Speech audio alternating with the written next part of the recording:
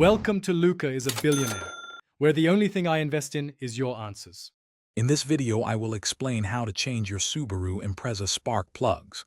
First, let's gather our essential tools.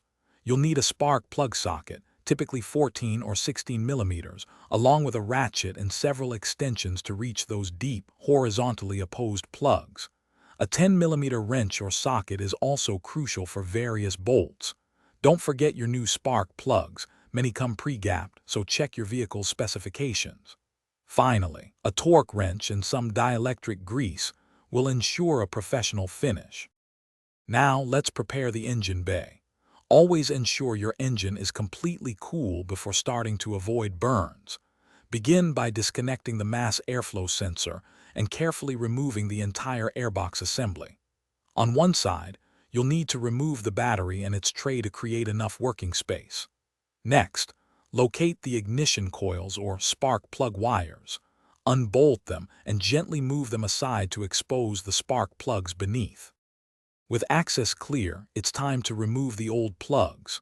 First, mark your spark plug wires or coil packs to ensure they go back in the correct order. Using your spark plug socket and extensions, carefully loosen and remove each old plug. Inspect them for wear, noting any unusual patterns. Before installing new plugs, hand thread them into the cylinder head to prevent cross-threading.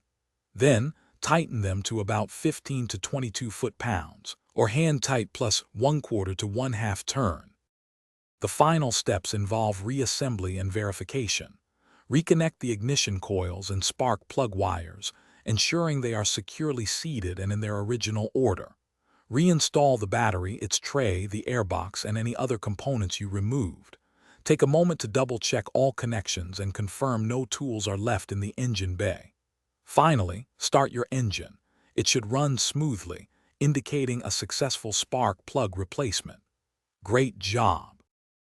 Thanks for watching and please subscribe. It's the best investment you'll ever make.